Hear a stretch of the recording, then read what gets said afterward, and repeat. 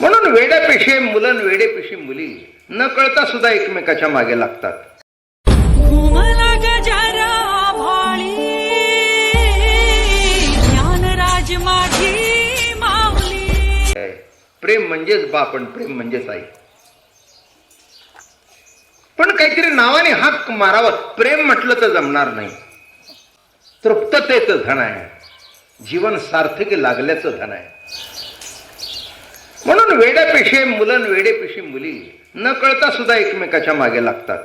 ती असते वासना, पण त्यांना वाटतं प्रेम. वासना काही काळ टिकते आणि गेल्यानंतर सुद्धा जी टिकते आणि पुढे जन्मी सुद्धा मिलन व्हावं ही इच्छा करून शेवटचा प्राण सोडला जातो ते प्रेम. वारकऱ्याचं प्रेम हे वारीमध्ये आहे. वारकऱ्याचं प्रेम पांडुरंगाच्या चरणावर आहे. वारकऱ्याचं प्रेम ज्ञानोबा तुकोबाराच्या गळ्यातलं ताईत आहे. त्याला असं वाटतं शेवटचा श्वास माऊलीच्या, नाथांच्या, नामदेवराय, तुकोबाराय, पांडुरंग आणि तुम्हा सर्व वारकऱ्यांच्या स्मरणात जावा. प्रेम आहे. प्रेमामध्ये विस्मरण नाही म्हणून प्रेमामध्ये स्मरण सुद्धा नाही. काय म्हटलं मी? प्रेमामध्ये विस्मरण नाही म्हणून प्रेमामध्ये स्मरण नाही. प्रेम हे जीवनाचं परमोच्च, काय सांगू तुम्हाला, स्वरूप आहे. प्रेमरूप पांडुरंग, प्रेमाने करणारे वारकरी आणि जे मुखातून बाहेर पडतं ते प्रेम म्हणजेच नाम. प्रेमाचा जिव्हाळा नाम मुखासी आले आले, घेतले नाही, घेतले निराळे, अवजून घ्यावं लागतं ते कसं असतं? म्हणजे आता कीर्तन करायचं म्हटल्यावर मला वेळ तरी भरून काढायला पाहिजे ना. हे काहीतरी सांगायलाच तरी पाहिजे की नाही. ते कसं असतं? मुलगा मुलगी दाखवली जाते, पण 4-5 जणांनी नापास केलं असतं म्हणून ठरवलं जातं. मग नाव घ्यायच्या टायमाला आवडीने घेत नाही, घेण्याची प्रथा आहे म्हणून घेते. माझं बोलणं कळलं का? घेण्याची प्रथा आहे म्हणून घेते, आवडीने घेत नाही. आणि जे आवडीने नाव घ्यायचं असतं ते लग्नाच्या अगोदर पासून घेते, सध्याच्या काळानुसार. बब्या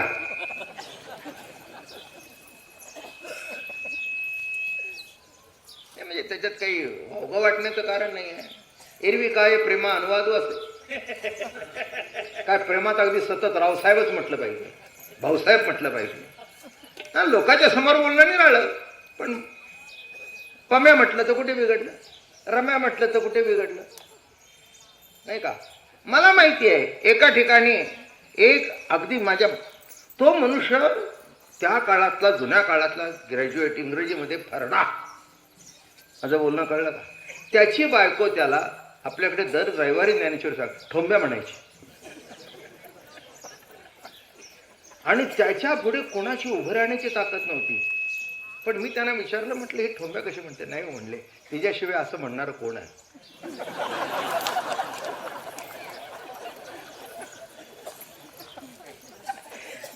तो ठोंब्या सुद्धा का गोड लागतो ते कारण परत्वे प्रेम नाही, ठोस प्रेम आहे. हे ठोसा देऊन सांगावं लागतं. कारण परत्वे प्रेम जे असतं ते ओघाने येतं, ओघाने जातं.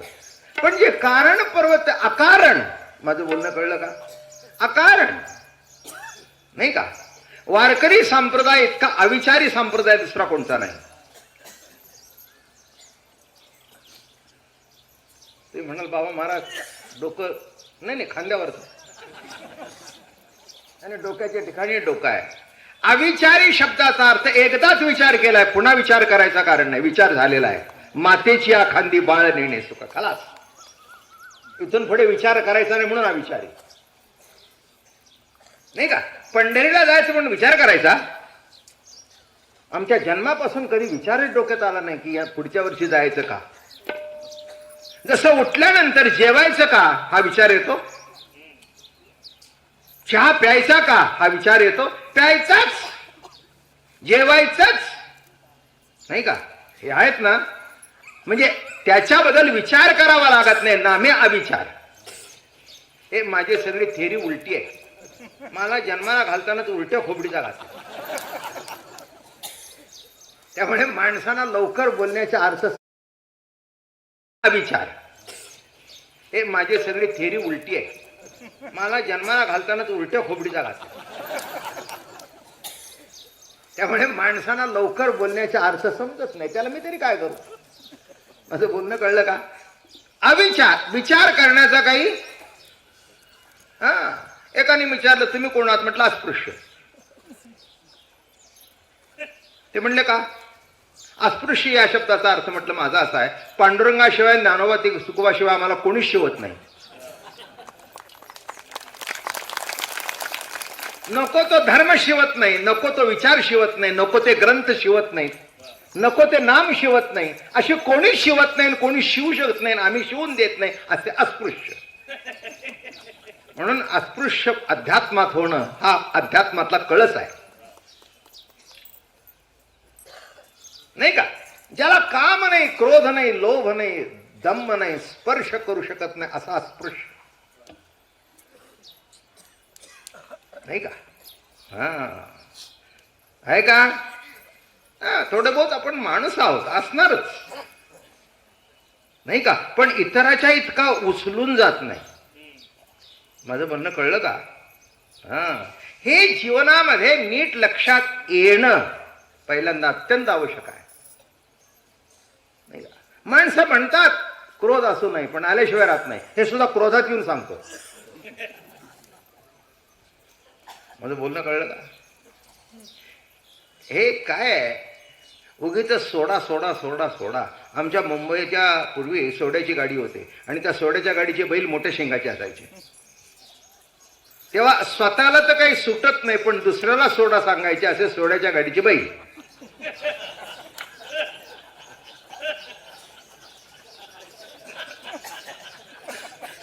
स्वतःला तर काही सुटत नाही. काय सुटत नाही? काय सुटत? काम हा तर जीवनाचा अध्यस्त कारण आहे, ज्याच्यातून निर्मिती आहे तो सुटणार कसा? पण कंट्रोलमध्ये ठेवणं, म्हणून नको पुढं भोगी नको पुढं त्यागी. जेवढं असायला पाहिजे तेवढं असणं. मीठ जरी सबरस म्हटलेलं आहे तरी सबरस असू नये. नाही कळलं काय? सबरस शब्दाचा अर्थ काय? मीठ टाकण्याशिवाय त्याला रुची येत नाही. पण किती टाकावं? सबरस आहे, किलोला किलो टाका. वाट लावायची आहे का संसाराची? एकदा नवरा सहन करून घेईल, दुसऱ्यांदा सहन करील का? एखादी बायको म्हणाली मी नवऱ्याला वारीला जाऊन आली, माझी समदृष्टी झालेली आहे, खा मीठ. तर म्हणलं माझी आई जा त्या बाबा महाराजाच्या दिंडीत जा, पुन्हा परतच येऊ नको. हे जर तुला शिकवलं असेल सबरस, तसं कळलं का? अनेक साधन आहेत, योग आहे, जप आहे, तप आहे, ध्यान आहे, धारण आहे, पण एक चिमुट नामाची सबरस. एका नामामध्ये सर्वाचा प्रादुर्भाव होतो. म्हणून नामे तरला नाही कोण, नामे तरला नाही कोण, नामे तरला नाही कोण, नामे तरला नाही कोण. ऐसा द्यावा निवडून, ऐसा द्यावा निवडून, नामे तरला नाही कोण, नामे तरला नाही कोण. सबरस. अगं काय काय जेवण केलं? काय केलं? अहो म्हणली सगळं टाकलं मी, गरम मसाला टाकलाय. ती यादी देऊ लागली. तिला वाटलं आपला नवरा अज्ञान आहे. बरोबर आहे, स्वयंपाकात काय टाकायचं पुरुषाला कसं? मग तिने सांगितलं गरम मसाला टाकला, दालचिनी टाकली, लवंग टाकली, बदाम टाकलं, तमालपत्र टाकलं, सगळं टाकलं, हिरवा मसाला टाकला. अगं म्हणला माझी आई सगळं टाकलं पण मीठ टाकलं नाही. अरे बाया बाया म्हणली विसरले वय. तुम्हाला कळेल असं कीर्तन सांग. आला का लक्षात? चिमूटभर आत्म्यातनं सांगतो, पण त्या चिमटीने चव येणार आहे जीवनाला. जास्ती काय सांगून करायचे? एक चिमूट टाकली वा, तसं एक नाम घेतलं वारीच्या रस्त्याने वा. हे बघा, मिठाने जेवणाला चव येते आणि नामाने आयुष्याला चव येते. आयुष्य चवदार होऊन जात. आणि एक लक्षात ठेवा, हे जसं ग्राह्य आहे तसं नाम सर्वांना ग्राह्य आहे. कोणी घ्यावं, कोणीही, केव्हा घ्यावं, केव्हाही, कसं घ्यावं, कसंही, आणि कुठे घ्यावं, कुठेही. ज्याला कशाचं बंधन नाही ते ना. आणि म्हणून नीट लक्षात ठेवा, कारण का वारी म्हणजे मायबापांनी कडेवर घेऊन चालणं. मातेच्या खांदी बाळ नेणे शीन, हेच वारीचा आत्मा. म्हणून अभंग मुद्दाम घेतला. मातेच्या खांदी बाळ नेणे शीन. नाही का? आता वारीच्या रस्त्याने खूप बायका दिसतील तुम्हाला, शहरातल्या नाही, शेतकरी बायका ज्यांना ओझं वागवायची सवय आहे. मग आता मूल तर घरी टाकता येत नाही, मग ती काय करते, असं फडक्यात घेते आणि असं बांधते आणि चालते त्याला घेऊन. मग ते हळूच डोकं डोकवतो. चांगल्या दृष्टिकोनातून आहे का? रडतं ते, असंच घेते, पाचत असते रस्त्याने चालता चालता. तोंडाने रामकृष्णारी म्हणते, ती प्रभू प्रेमाचा नामातून प्रेम पित असते आणि बाळ तिच्या अंगावर प्रेम पाना पित असतं. त्याचा सांभाळ करणारी आई, त्याचं जेवण आई, त्याची भूक आई, त्याची तहान आई. म्हणून एका ठिकाणी दूध असतं आणि एका ठिकाणी पाणी असतं. हे दोन्ही पुरवठा करणारी आई आहे. तसं आमच्या जीवनाची ताण भागवणारी आणि शक्ती देणारं दूध हे विठाई माऊली आहे. काय खांद्यावरच आहे तिच्या. माझं म्हणणं कळलं का? काय गोड शब्द वाटला मला. मातेच्या खांदी बाळ नेणे शीण. आईच्या खांद्यावर बसल्यानंतर बाळाला शीणच नाही. काय? ती 10 किलोमीटर चालली, एक पाऊल सुद्धा चाललं नाही, तरी पण प्रवास घडला. मुक्काम लक्षात आलं कसं? ताण. आई जेजुरीला आणि मूल पुढे आलं, आई पुढे आली, ते जेजुरीला आलं नाही. आईने उचलून घेतलं की जिथे आई तिथे ते. तसं जिथे पांडुरंग तिथे आम्ही, जिथे ज्ञानोबा आहे तिथे आम्ही. म्हणून विचार करायचं काही कारण नाही, म्हणून अविचारी. ज्ञानोबारायाच्या तुकोबारायाच्या भक्तीशिवाय काही स्पर्श करत नाही, म्हणून अस्पृश्य. कुणी किती सांगू द्या आम्हाला, हे चांगलं ते चांगलं, हे जे आहेत ना, ही व्यभिचारी भक्ती आहे. क्षमा करा मला. काय इथून तिथून देवाच ना, इकडे गेलं तरी काय तिकडे गेलं तरी काय, इतकी समदृष्टी अजून आमची झाली नाही. वैचारिक समदृष्टी असावी, पण परमार्थ एकदेशी असावा. आपल्या घरातले येणारे सगळे आपले वाटावे, पण हात धरून पतिताच चालावा. माझं बोलणं कळलं का? लग्नाच्या मंडपात एंट्री करताना त्याच्या खांद्याला खांदा लावून एंट्री करावी. काय? तसं ज्याच्या खांद्याला खांदा लावून आणि ज्याच्या खांद्यावर बसून जे आम्ही करतो तिचं नाव पंढरीची वारी. काय म्हटलं मी? खांद्याला खांदा लावून आणि खांद्यावर बसून जी आम्ही करतो ती पंढरीची वारी. कोणाला योग्य, कोणाचं काय? कोण कोणाला विचारतो? कोणाशी लग्न करावं ती सुद्धा मुलगी विचारत नाही, आणि कोणाचं लग्न करावं पोरग विचारत नाही. मग आम्ही जर गळ्यात टाळ घालून पंढरीच्या रस्त्याने जातो, विचारायची काय गरज आहे? मुळातच अविचारी आम्ही. हा शब्द नीट लक्षात ठेवा तुम्ही. तुम्हाला आयुष्यभर पुरून विचार करू नका, कारण विचार करण्यामध्ये अहम कर्तृत्व ना अहम ज्ञातृत्व आहे, आणि विचार न करण्यामध्ये आईच्या मांडीवर आहे, आईच्या कडेवर आहे. काय? आज एखादी बाई आपल्या मुलाला घेऊन लोणंदला निघाली असेल तर ती बाळा सांगते, आपल्याला तर लोणंदला जायचं, छान या, आपल्याला लोणंदला जायचं. मग ती सुद्धा म्हणतो, आपल्याला लोणंदला जायचं, आपल्याला लोणंदला जायचं. आता त्याला लोणंद कुठे माहिती आहे? त्याला लोणंद माहिती आहे का? पण आईच्या खांद्यावर बसून ते बरोबर लोणंदला आलं, सकाळच्या कीर्तनाला आलं. त्याला लोणंद माहिती आहे का? त्याला सातारा जिल्हा माहिती आहे का? त्याला पुणे जिल्हा माहिती आहे का? त्याला रस्ता माहिती आहे का? त्याला वाट माहिती आहे का? काही माहिती नाही. फक्त आईच्या जवळ उभं राहणं. पण ते आई सुद्धा तशी घेत नाही, थोडासा हट्ट करावा लागतो. आई घे ना, आई घे ना. अरे किती त्रास देतोस, माझा हात दुखून आला, पण घे ना. मला असं वाटतं आयुष्यभर मुलं आपल्या खांद्यावर बसली तर बरं असतो. पण भोगाचा खांदा संपल्यानंतर आईचा प्रेमाचा खांदा संपून जातो. इतका संपतो की शेवटी खांदा द्यायला सुद्धा येत नाही. हे जीवनाचं कटू सत्य आहे. म्हणून मी कायम लोकांना सांगत असतो, तुम्ही ऐकलं असेल, जिथपर्यंत मुलं मांडीवर बसतायत ना तिथपर्यंत रगडून बसून घ्या, रडली तरी बसून घ्या, कारण पुढे ते मांडी द्यायला सुद्धा तुम्हाला येणार नाही. जिथपर्यंत बसतात ना बळजबरीने बसून. ही माझी पंथी आहे ना, तिला बळजबरीने बसून घेतो, मुके घेतो. तिला बरं वाटलं नाही, मला माहिती आहे आता जगताची जी रीत आहे ते असणारच.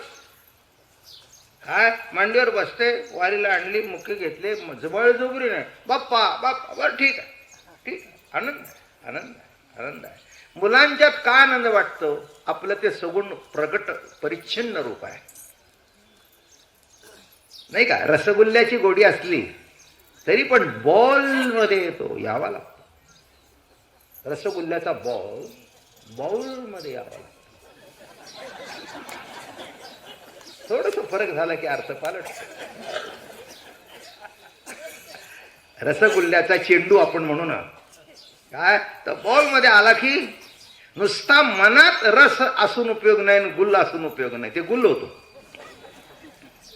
पण ते प्रत्यक्ष आल्यानंतर वा वा वा वा वा वा. कोणी म्हणतील महाराजांना रसगुल्ले आवडतात, बिलकुल आवडत नाही, दृष्टांता करता सांगितलं. कशाला प्याज पाहिजे पुन्हा? नाहीतर पुन्हा कोणी येताना प्रत्येक जण एक रसगुल्ल्याचं बॉक्सच घेऊन या, काय नाही, अख्ख्या दिंडीला वाटून टाकू, काही हरकत नाही. काय जसं आईच्या खांद्यावर बसल्यानंतर बाळाला चिंता करण्याचं काहीही कारण नाही, नाही का? पुरुष बघा बाहेर गावी निघताना ना काही नाही, नुसते कपडे घालतात आणि गाडीत बसतात, नाही ते रेल्वे पकडतात. बाई मात्र पहाटे 5 वाजता उठून चपात्या करते, भाजी करते, अमकं करते. सगळ्या बायका माना डोलवतात. त्यांना असं वाटलं बाबा महाराज आमच्या बाजूचे आहेत. अरे मी तुमची बाजू सोडून जाणार कुठे? नाही नाही, असा कोण महाबळी आहे की ज्यांनी त्यांची बाजू सोडली आहे? नाही का? हा, तिची बाजू घेऊन आईची बाजू सुद्धा सोडतोच ना. नाही म्हणजे त्याच्याबद्दल वाईट वाटण्याचं कारण, एक बाजू सोडली दुसरी बाजू पकडली, काही तसं प्रकट नाही. त्याच्याबद्दल काही वाईट वाटून घेण्याचं कारण नाही आहे हे, कारण हिने सुद्धा तेच केलं होतं. नाही कळलं?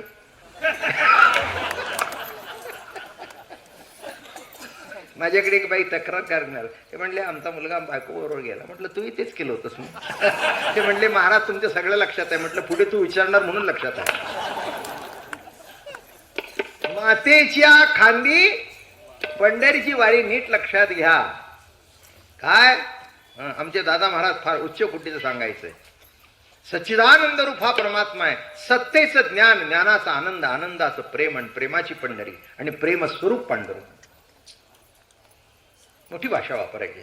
सत्तेचं ज्ञान, सत्ताच ज्ञान रूपाने प्रकट होते. सच्चित आणि आनंद. सत म्हणजे जे सतत आहे ते, जे सतत आहे ते चिद आहे म्हणजे प्रकाश रूप आहे, आणि जे प्रकाश रूप आहे तेच आनंद आहे. तिन्ही एकरूपता. माझं बोलणं कळलं का? गोडी, पातळपणा आणि पांढरेपणा मिळून दूर, पिवळेपणा, समक आणि घनत्व मिळून सोडणं. बरोबर आहे ना? तसा सद तेच चिद तेच आनंद. बाबा महाराज, चला अजून दृष्टांत. बाबा महाराज, तुमचा माझा जो संबंध असेल तो तुमच्या मान्यावर आहे. कोणी म्हणतील आमचे गुरु आहे, माना न माना, काय त्याचा काही प्रश्न नाही. मग कोणाच तरी गुरु आहे, कोणाच तरी पंजोबा आहे, कोणाच तरी आजोबा आहे, कोणाच तरी भाऊ आहे, कोणाच तरी नवरा आहे ना? मग एक जर बाबा महाराज इतक्या रूपाने प्रगट होतो, अजून यादी पुढची दिली नाही. माझं म्हणणं कळलं का? कोणाचा साडू आहे, कोणाचा लाडू आहे, कोणाचा झाडू आहे. महादेव महादेव. माणसं सांगतात हे आमचे साडू. मला एकाने सांगितलं तुम्हाला साडू आहे का? म्हटलं नाही. काय? आमच्या बायकोने अगोदरच झाडून काढले सगळं, भानगड नको मला. काय असतं हे? जाऊ दे, प्रकरण मोठं गहन आहे. म्हणून सत्तेचं ज्ञान. मग एका बाबा महाराजाच्या ठिकाणी एवढी रूपं येतात, तर सत ते चिद, आणि जे चिद तेच आनंद, आनंद तोच पांडुरंग, आणि प्रेमाची पंढरी, प्रेम स्वरूप पांडुरंग, सर्व एकरूपलेलं आहे. म्हणून पंढरीला गेल्यानंतर ती सत्ता सतत आहे ही जाणीव प्रगट होते. तीच प्रकाश करणारी आहे ना. सत्ता आहे म्हणून प्रकाश आहे. प्रकाश शब्दाचा अर्थ उजेड नव्हे, प्रकाशित करते ती सत्ता. माझं बोलणं कळलं का? आता समोर बसलाय, तुम्हाला प्रकाशित होतंय, तुम्ही काय ऐकताय ते. डोळ्याने दिसतं आणि ज्ञानाने प्रकाशित होतं. माझं बोलणं कळलं? ज्ञानाने, डोळ्याने दिसतं, पण जे ज्ञान आहे त्याने प्रकाशित होतं. प्रकाशित नाही झालं तर काही उपयोग नाही, काही उपयोग नाही, काही नाही, काही नाही. काय कळालं? माणसं आपल्या समोर उभे राहतात पण आपल्या लक्षात येत नाही, प्रकाशित होत नाही. मग तो सांगतो आमच्या ठिकाणी तुमच्या कीर्तनाला आलो होतो, कालच मला कोणीतरी भेटलं, इथे असतील सुद्धा, तुम्ही आमच्या घरी आला होता. पण खरंच प्रांजळपणे सांगतो, मी घरी गेलो होतो माझ्या लक्षातच नाही. ते म्हणले आला होता. मी म्हटलं होय. दुसरं पर्याय काय? लक्षात नाही त्याला काय, प्रकाशित झालं नाही ते. आणि एखादा येतो का हो बरेच दिवसात बोलवलं नाही आम्हाला, म्हणजे घरी जाऊन सुद्धा प्रकाशित झालं नाही आणि न जाता सुद्धा प्रकाशित झालं. या शब्दाचा अर्थ ते ज्ञान प्रकाशित करतं. काय आता हे म्हणजे काय म्हणते साथीदार आहे, यांना नुसतं बघितलं की कळतं काय वाजवायला पाहिजे. नको, हा असंच धरलं पाहिजे, त्याला साथ संगत म्हणतात. म्हणजे असं धरून जर त्यांच्यात प्रकाशित झालं नाही तर मग माझं बघणं असं होतं. गुलाबराव शेळी मारे,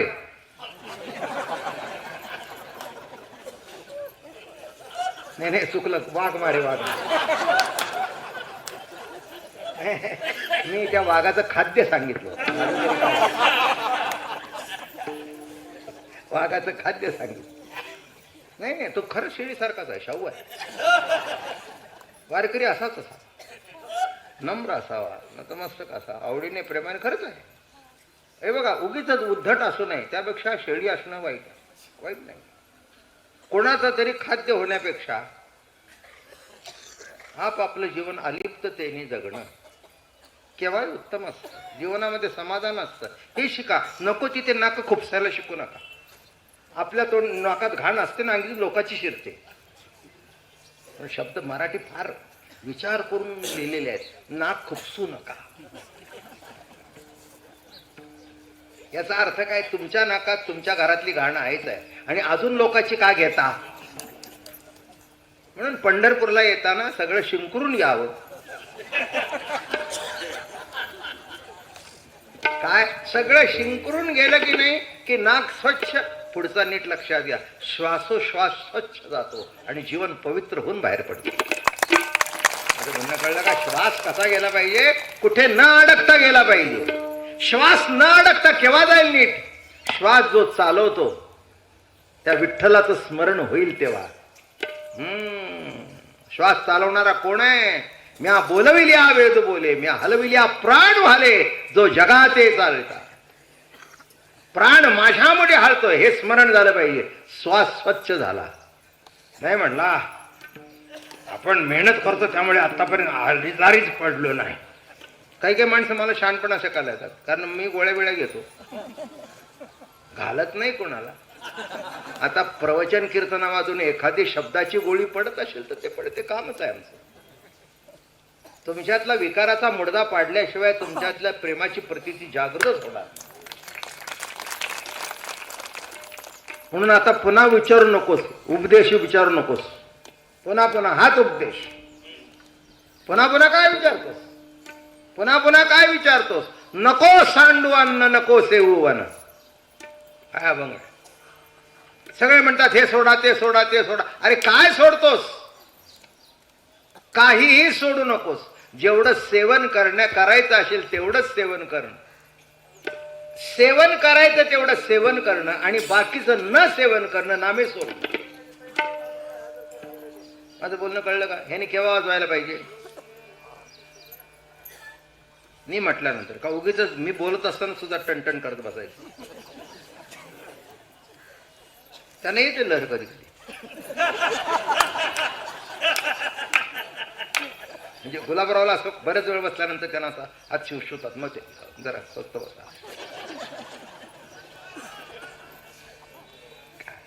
तुमची गुलाबी नंतर दाखवा. मी तुम्हाला प्रात्यक्षिक, मला माहिती आहे कसं, मला बरोबर माहिती आहे कोणाच्या अंगात केव्हा कसं आहे.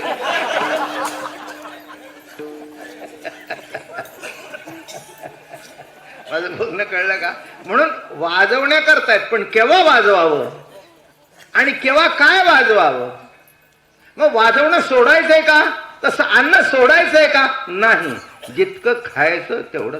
आता आज द्वादशी आहे, लाडू बिडू आहेत सगळे.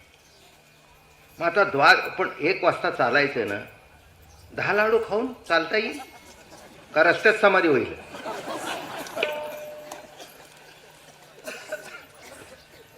कोणी म्हणतील अगदी साजूक तुपातले आणलेत.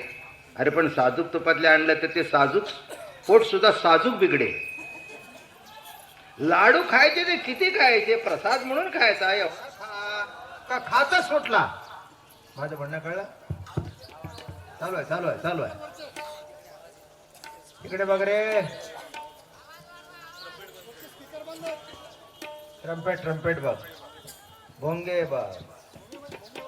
विठाला विठाला विठाला विठाला.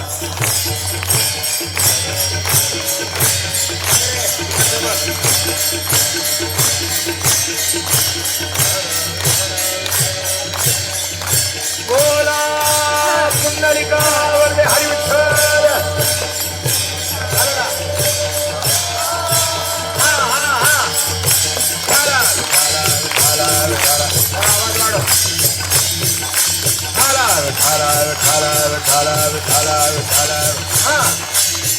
म्हणून नको सांडू अन्न, नको सेवू वन. अन्न सांडू नकोस, पण पाहिजे तेवढं खा. खायलाच पाहिजे. सकाळी उठल्यावर चालायचंय, मग चहा घेतलाच पाहिजे. थोडस बिस्किट म्हणा, पाव म्हणा, तेव्हा बायकोने बांधून दिलेला. हा हा तिकडे झालो. Hello hello. हा हॅलो. हा काय? बायकोने बांधून दिलेला रव्याचा लाडू. रव्याचे लाडू जर खोबरं घातलं असेल तर जास्तीत दिवस ठेवू नका. त्या खोबऱ्यामुळे त्याला वास येतो. आमच्या दिंडीत एक कंजूस होता. हे वास्तव्यातल्या कथा माझ्याकडे बऱ्याच आहे. बायकोने दिलेले लाडू रव्याचे रोज दुसऱ्याचं खायचा, पण आपलं कधी काढायचंच नाही. आणि काढलं केव्हा माहिती आहे बरं का? वाखरीला. बायको म्हणते लाडू खाल्ले का? नाही म्हणले, तुम्ही बरोबरच खाऊ. आतमध्ये भुरा आला होता आणि त्या खोबऱ्याला असा कुबट वास येत होता. बायको म्हणली काय टाळकं ठिकाणावर आहे का नाही? मी म्हटलं हळू बोल, मी ऐकतोय. कशा करता सांगितलं? अरे लाडू गोड जरी असला तरी जेव्हा खायचा, जितका खायचा आणि ज्या वेळेला खायचा त्या वेळेलाच खाल्ला पाहिजे. नको सांडू अन्न.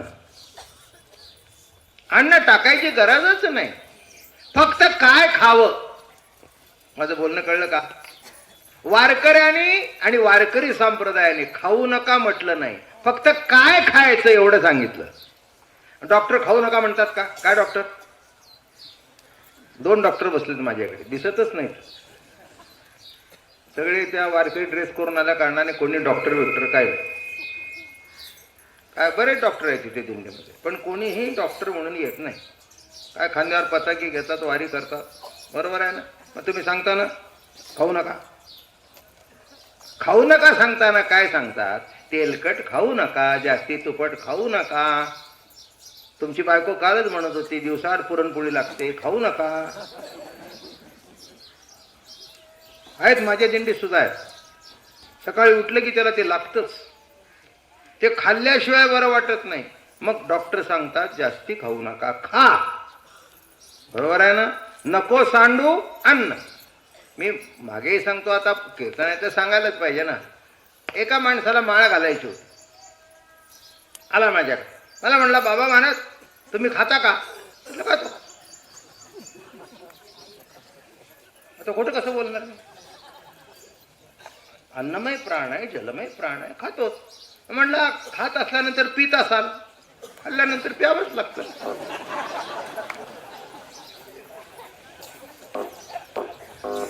खाल्ल्यानंतर प्यावंच लागतं. वा म्हणला, मग काही माळ घालायला हरकत नाही.